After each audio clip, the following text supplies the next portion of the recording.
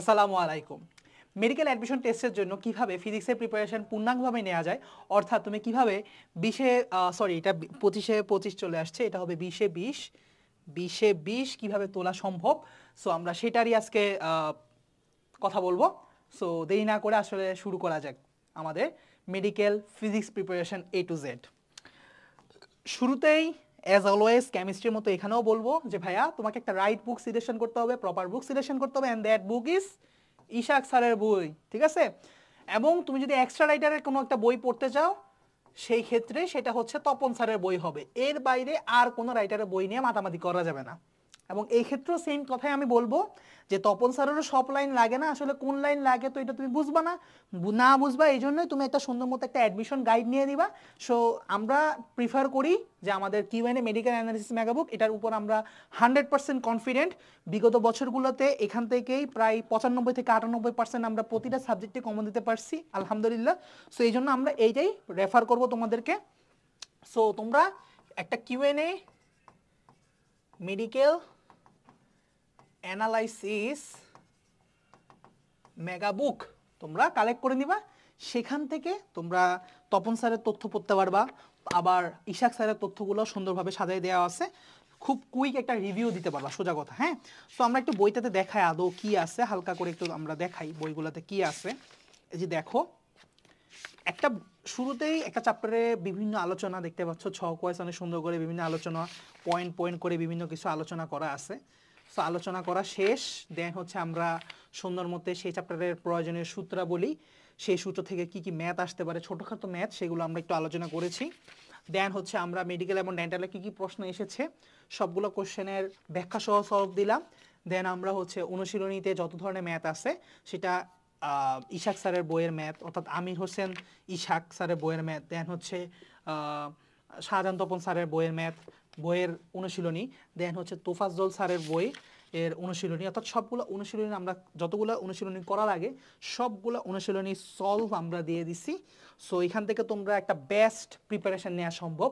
আমরা যদি একটা চ্যাপ্টারে যদি সে টু সে বলার জন্য যদি বলি যে আমার সে টু সে হঠাৎ করে আমি বই নাই, কোনো একটা জায়গায় নিয়ে গেলাম, আমার কাছে শুধুমাত্র ফিজিক্স বইটাই আছে এইটা, সো তুমি একটা চ্যাপ্টার শুরু থেকে শেষ পর্যন্ত তুমি যদি পড়ো, আমি তোমাকে বলতে পারি এখান থেকে তুমি একদম 100% না হলেও 98% কমন পেয়েই যাবা, ঠিক আছে? 95-98% কমন পেয়ে যাবা জাস্ট একটা চ্যাপ্টার আমি যদি এখান থেকে শুরু থেকে শেষ পর্যন্ত পড়ি, ঠিক আছে?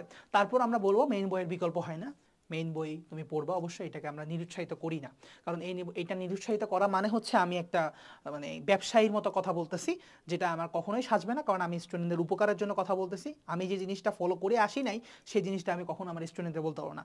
আগে মেইন বই পড়ো বাবারা, তারপরে তোমার একটা রিভিউ বই লাগবেই, সেই ক্ষেত্রে অবশ্যই আমি সাজেস্ট করব ভাইয়ার লেখা বইটাই তোমাদেরকে সাজেস্ট করব, ঠিক আছে? বইগুলো কিন্তু আমার লেখা। তারপরে আসো অনুশীলনীতে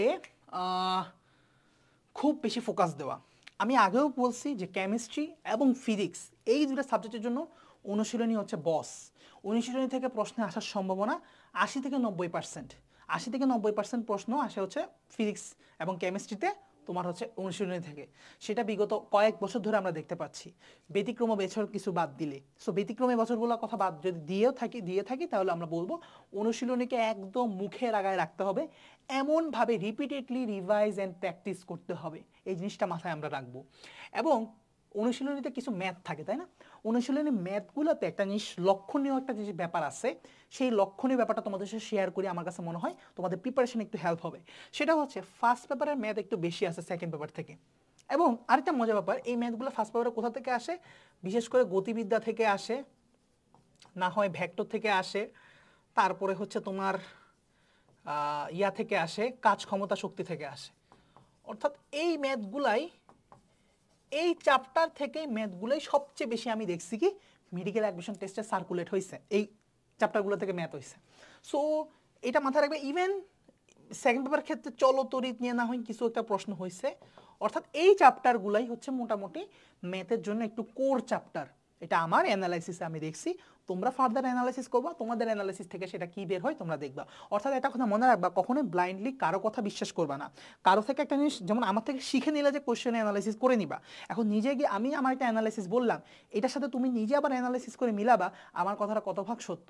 আমার কথাটা 100% সত্য হইলেও তারপরও হয়তো 1% তথ্য তুমি হয়তো নিজের থেকে অ্যাড করতে পারবা নিজে কোশ্চেন অ্যানালাইসিস করলে। সো এই জন্য নিজে একটু প্রশ্ন ব্যাংক নিয়ে বসবা আমার কথাগুলো সত্য কিনা সেটা মিলানোর জন্য। যখন দেখবে আমার কথা সত্য, তারপরে তুমি আবার আরও একটু অ্যানালাইসিস করবা যে আরও কি কথা অ্যাড করা যায় তো ভাইয়ের সাথে, তাই না? সো এটাই হলো ঘটনা।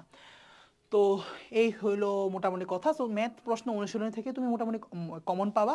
সো এই জন্য ম্যাথ প্রশ্নগুলো ফার্স্ট পেপারে ম্যাথ কোশ্চেন বেশি করে আমরা ইম্পর্টেন্স দিয়ে পড়বো। এবং অনুশীলনী ম্যাথের ক্ষেত্রে আমি কেমিস্ট্রিতে একটা বাজে অ্যাডভাইস দিছি, এখানেও একটা বাজে অ্যাডভাইস দিব যে যতগুলো সম্ভব সব তো সম্ভব হবে না, যতগুলো চ্যাপ্টারে সম্ভব ম্যাথ প্রশ্নের উত্তরগুলো একটু মুখস্থ রাখার ট্রাই করব। বিশেষ করে এই চ্যাপ্টারগুলো যেহেতু আমি ইম্পর্টেন্ট বলছি, অন্ততপক্ষে এই চ্যাপ্টারের ম্যাথগুলা এতবার রিভাইজ করে যাতে হচ্ছে উত্তর সহ কিছুটা মুখস্থ হয়ে যায়, কিছুটা মুখস্থ হইলেও যাতে হয়ে যায়, এবং মুখস্থ না হইলেও শর্টকাটে কিভাবে এগুলোর উত্তর বের করে নিয়ে আসা যায় সেগুলো যাতে শিখে ফেলতে পারি আমরা, তাহলে আমাদের প্রিপারেশনটা ভালো হবে। এবং আরেকটা কথা বলবো ম্যাথের ক্ষেত্রে, কখনোই পরীক্ষায় ফিজিক্সের ম্যাথ কেমিস্ট্রির ম্যাথ আগে দাগাতে যাব না। আমাদের সব থিওরিটিক্যাল কোশ্চেন দাগানো শেষ, সব পারা প্রশ্ন শেষ, শেষের দিকে শেষের 20 মিনিটে এসে আমরা হচ্ছে এই সকল ম্যাথ প্রশ্ন অ্যাটেম্প দিব, শর্টকাট দিয়ে মিলানোর চেষ্টা করব, নাইলে লং কাট দিয়ে মিলাবো, যেটা হোক মিলাবো লাস্টের দিকে, ঠিক আছে? ম্যাথ প্রশ্ন দিয়ে প্রথমে মাতাল হওয়া যাবে না, ম্যাথ প্রশ্ন প্রথমে টাচও করা যাবে না, ম্যাথ দেখা মাত্র এটা স্কিপ, আমি এটা পরে অ্যান্সার করব, বুঝা গেছে? মাথায় রাখবে। এবং অ্যান্সার করার ক্ষেত্রে একটা ছোট্ট করে পেন্সিলের দাগ দিয়ে রাখবা যাতে এখানে আবার এসে বৃত্ত ভরাট করতে পারি, অর্থাৎ এই প্রশ্নটা আমি বাদ দিচ্ছি এটা যাতে খেয়াল থাকে, ঠিক আছে? এটা যে ম্যাথ প্রশ্ন ছিল এই জন্য এটা প্রশ্নের মধ্যে একটু হালকা গোল্লা দিয়ে রাখবো, নাহলে খুঁজে পাইতে আবার অসুবিধা হবে, ঠিক আছে? আর ইফ এনি কেস যদি প্রশ্নের উত্তর মুখস্থ থাকে তাহলে তো সেটা কথাই নেই, সাথে সাথে দাগা দিলা। এখন আসি আমরা সারমর্ম। ফিজিক্সের ক্ষেত্রে সারমর্মর একটা আলাদা গুরুত্বপূর্ণ আছে, একটা আলাদা শানে নজুল আছে। মানে ফিজিক্সে দেখবে একটা চ্যাপ্টার লেখা শেষ করার পরে প্রায় 200টা লাইন লেখা আছে সুন্দর মতো, বা 150টা লাইন লেখা আছে, এই লাইনগুলো থেকে মেডিকেলের প্রশ্ন আসে। তুমি মিলাই দেখলে দেখবা যে আইলা জাদু একটা চ্যাপ্টারে 50 পেজ পড়লাম, 50 পেজে যতগুলো মেইন তথ্য ছিল সবগুলো মেইন তথ্য সারমর্মতে গিয়ে লেখা। অর্থাৎ এই জন্য আমি জাস্ট 2-3 পেজে সারমর্ম পড়েই কিন্তু আমি এফিসিয়েন্সি, এটা 2-3 পেজে সারমর্ম পড়ে ওই 50 পেজের পড়াটা আমি কিন্তু রিভিউ দিতে পারি। সো অবশ্যই সারমর্মটা ভালো করে পড়বা, এটা মেডিকেল অ্যাডমিশন টেস্টের জন্য, রেন্টাল অ্যাডমিশন টেস্টের জন্য 100% গুরুত্বপূর্ণ। যেটা অনেকে তোমরা স্কিপ করে চলে যেতে পারো, এটা হয়তো পড়বা না, মেইন বই তো পড়ছি, দাগানো বই তো পড়ছি, দাগানো লাইন তো পড়ছি, সারমর্ম আর কি এমন জিনিস না ভাইয়া, সারমর্ম পড়ে পড়াটা রিভাইজ করে নিবা, এখান থেকে কিন্তু প্রশ্ন কমন পড়বে, ঠিক আছে? এখন আসো, সারমর্ম এবং অনুশীলনী দুইটা খুবই গুরুত্বপূর্ণ পয়েন্ট আমরা আলোচনা করা শেষ। এখন আসি, সেটা হচ্ছে এক্সট্রা রাইটারে, এটা আমি বলে ফেলছি শুরুতেই। দেন হচ্ছে প্রশ্ন ব্যাংক সলভ করব, মেডিকেল ডেন্টাল, এই সলভগুলো আমরা মেডিকেল অ্যানালাইসিস মেগা বুকে পাবো, করতে পারবো এখান থেকে বইটা থাকলে। এবং এই বইয়ের ইবুক তোমরা পেয়ে যাবা যদি আমাদের মেডিকেল কোর্সগুলোতে তুমি থাকো, সেই ক্ষেত্রে তুমি ইবুক পেয়ে যাবা। ইভেন আমাদের একটা অল ইন ওয়ান প্রোগ্রাম আছে, সেই প্রোগ্রামে তোমরা মানে হচ্ছে যে সুন্দর মতো এটার হার্ড কপিও পেয়ে যাবা ওই একটা কোর্সে এনরোল করলে। তো তুমি কোর্সে এনরোল করো বা না করো, এগুলো কিন্তু আলাদাভাবেও আমাদের এই বইটা কিনা যাবে।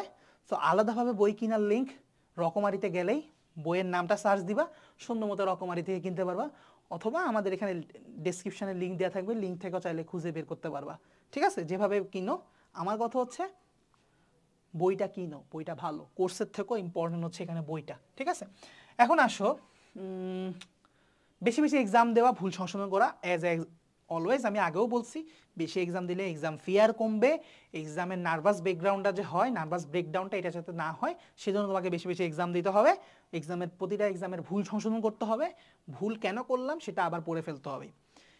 Last but not the least, সবচেয়ে মোস্ট ইম্পর্টেন্ট পরামর্শ দিয়ে শেষ করব, ফিজিক্সে ম্যাথ প্রশ্ন পরিবর্তে কি প্রশ্ন বেশি আসে? বিজ্ঞানের নাম, কত সালে কোন বিজ্ঞানী আবিষ্কার করছে, এগুলো আসে, কিন্তু এগুলোর থেকেও যেটা বেশি আসে বা যেগুলোতে বেশি ফোকাস করা উচিত তোমাদের, সেটা হচ্ছে বিভিন্ন একক এবং মাত্রা, ঠিক আছে? যেরকম আমি তোমাকে বলি যে ভোল্টের একক নিচের কোনটা, আমি যদি একটু উল্টাভাবে প্রশ্ন করি, ভোল্টের একক মানে ভি এর একক অর্থাৎ বিভব পার্থক্যের একক নিচের কোনটি? আমি যদি তোমাকে বলি ampere, sorry to say ampere per ohm, তুমি কি এটা সঠিক বলবা? তুমি বলো না ভাই এটা তো ভোল্ট হওয়ার কথা, তুমি একটা অপশনও ভোল্ট করে পাচ্ছ না, তাহলে এটা কোথা থেকে আসলো? তুমি এখন একটু মিলাও, এই যে ইকুয়েশন কেন পড়তে বলছি, ইকুয়েশন একক মাত্রা এগুলো খুব ভালো করে পড়বা। যেমন আমি জানি equation V equals to I R, তো ভোল্টের একক আই হচ্ছে এম্পিয়ার, রোধের একক হচ্ছে ওহম, তাহলে এটা কি সঠিক? এটাও সঠিক না। যদি আরেকটা অপশন থাকে এম্পিয়ার ওহম, তাহলে মানে বিভব পার্থক্যের একক আমি ভোল্ট যেরকম বলতে পারি ভি ইকুয়ালস টু আইআর থেকে, এই সমীকরণ থেকে বলতে পারি যে 1 ভোল্ট সমান 1 এম্পিয়ার ইন্টু 1 ওহম, তাই না? তাহলে ভোল্ট ইকুয়ালস টুই কিন্তু এইটা, বুঝা গেছে? সো এরকম একটু উল্টা পাল্টায় ঘুরায় এককও দিতে পারে, বুঝছো, পরীক্ষার মধ্যে। সো একক মাত্রা এগুলো নিয়ে যাতে কোনো ধরনের কনফিউশন না থাকে এবং প্রত্যেকটা সমীকরণ যাতে জানা থাকে, একটা চ্যাপ্টারে যতগুলো সমীকরণ যতগুলো সূত্র আছে এগুলো যাতে জানা থাকে, কারণ জানা থাকলে যেটা হবে এক লাইনের ম্যাথ আসলে সেই ম্যাথগুলো তুমি পারবা, আবার এই ধরনের ঘুরানো প্রশ্ন আসলেও তুমি পারবা, বুঝা গেছে? সো এটাই হচ্ছে আমার কথা শেষমেশ। লাস্টে আবারও বলতেছি, ফিজিক্সের ক্ষেত্রে অনুশীলনীকে অনেক গুরুত্ব দিবা, সারমর্মকে অনেক বেশি গুরুত্ব দিবা, এবং যে কোনো কিছু পড়তেছো, যেই রাশি পড়তেছো প্রতিটা রাশির একক মাত্রা এবং ওটা রিলেটেড সমীকরণ নিয়ে বেশি অবসেস থাকবা, মাথা ঘামাবা, এবং সেই রাশির কোনো নির্ভরযোগ্যতা থাকলে, অর্থাৎ ধরো রোধের নির্ভরযোগ্যতা কয়টা, নিচের 4টা, সো এই ধরনের প্রশ্নগুলোকে বেশি বেশি ফোকাস দিয়ে পড়বা, বুঝা গেল? এবং ম্যাথ প্রশ্নের ক্ষেত্রে অনুশীলনী ম্যাথ বেশি সলভ করবা এবং উদাহরণের ছোট ছোট ম্যাথগুলো প্রশ্ন সলভ করবা, এগুলো থেকেই প্রশ্ন কমন পড়ে যাবে, বড় বড় ম্যাথ সলভ করার কোনো দরকার নেই। সো আজকের জন্য এতটুকুই, আশা করি তোমরা অনেক ভালো একটা প্রিপারেশন নিবা। দেখা হচ্ছে পরবর্তী ভিডিওতে তোমাদের, ততক্ষণ পর্যন্ত সাথেই থাকো, ঠিক আছে? আল্লাহ হাফেজ।